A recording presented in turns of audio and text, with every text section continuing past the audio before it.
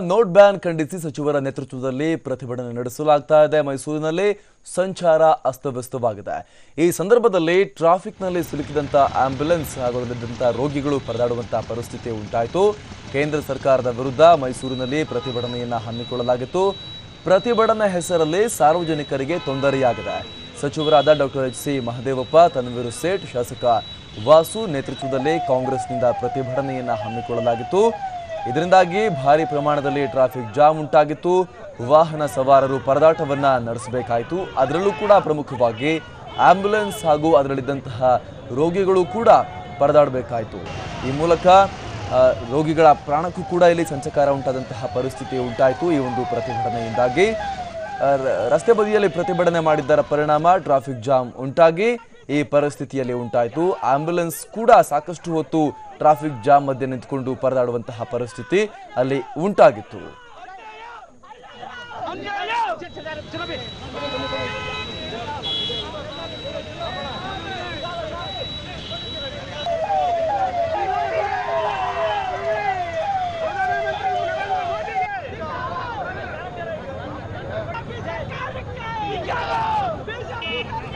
ಈ ಬಗ್ಗೆ ಮತ್ತಷ್ಟು ಮಾಹಿತಿಯನ್ನ ಕೊಡ್ತಾರೆ ನಮ್ಮ ಪ್ರತಿನಿಧಿ ರಾಮ್.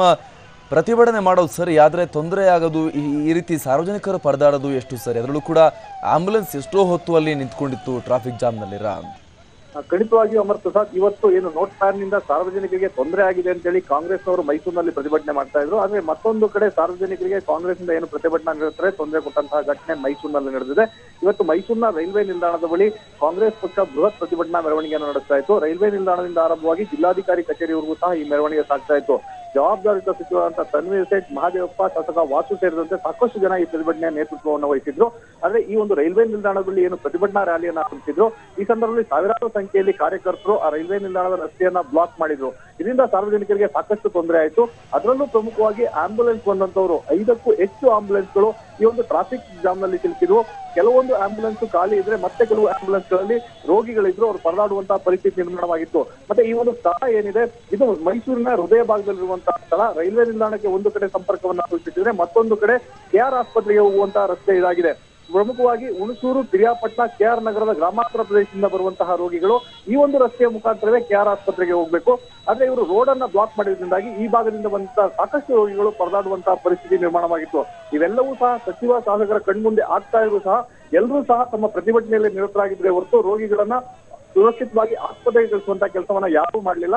ಸ್ಥಳದಿಂದಂತಹ ನಾವೇ ಕೆಲವು ಕಡೆ ಸಂಚಾರಿ ಪೊಲೀಸರಿಗೆ ಮನವಿಯನ್ನ ಮಾಡಿಕೊಂಡು ಈ ಒಂದು ಏನು ರಸ್ತೆ ಬ್ಲಾಕ್ ಆಗಿತ್ತು ಅದನ್ನ ತೆರವುಗೊಳಿಸಿ ಆಂಬ್ಯುಲೆನ್ಸ್ ನ ಹೋಗ್ಲಿಕ್ಕೆ ಅವಕಾಶವನ್ನ ಮಾಡಿಕೊಟ್ವು. ಇಷ್ಟಾದ್ರೂ ಸಹ ಕಾಂಗ್ರೆಸ್ ಪಕ್ಷದ ಯಾವೊಬ್ಬ ಕಾರ್ಯಕರ್ತರಿಗೂ ಸಹ ನಮ್ಮಿಂದ ತೊಂದರೆ ಆಗ್ತಾ ಇದೆ, ವಾಹನ ಸವಾರರು ಪರದಾಡ್ತಾ ಇದ್ದಾರೆ, ಅದರಲ್ಲೂ ರೋಗಿಗಳ ಪ್ರಾಣಕ್ಕೆ ಸಂಚಕಾರ ಬರ್ತಾ ಇದೆ ಅಂತ ನೋಡ್ಲೇ ಇಲ್ಲ.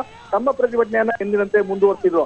ಪ್ರಮುಖವಾಗಿ ಈ ಒಂದು ಸ್ಥಳದಲ್ಲಿ ಪ್ರತಿಭಟನೆಗೆ ಅವಕಾಶ ಕೊಟ್ಟಿದ್ದು ಯಾರು ಅನ್ನೋ ಪ್ರಶ್ನೆ ಈಗ ಮನೆ ಮಾಡಿದೆ. ಯಾಕಂದ್ರೆ ರೈಲ್ವೆ ನಿಲ್ದಾಣದ ಪ್ರದೇಶ ಸದಾ ಕಾಲದಲ್ಲಿ ಇಲ್ಲಿ ಜನಜಂಗುಳಿ ಇರ್ತದೆ.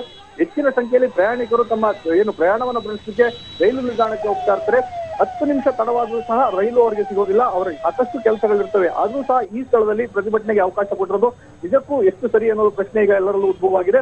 ಅದರಲ್ಲೂ ಸಚಿವರು, ಶಾಸಕರು ಭಾಗವಹಿಸಿದಂತಹ ಇಂತಹ ಪ್ರತಿಭಟನೆಯಲ್ಲಿ ಈ ರೀತಿಯಾದಂತಹ ಪರಿಣಾಮ ಆಗ್ತದೆ ಅನ್ನೋದು ಅವರಿಗೆ ಗೊತ್ತಿರಲಿಲ್ಲ ಅನ್ನೋ ಪ್ರಶ್ನೆ ಸಹ ಈಗ ಸಾರ್ವಜನಿಕ ವಲಯದಲ್ಲಿ ಮೂಡ್ತಾ ಇದೆ. ಅಮರ್ ಪ್ರಸಾದ್, ಧನ್ಯವಾದ ರಾಮ್.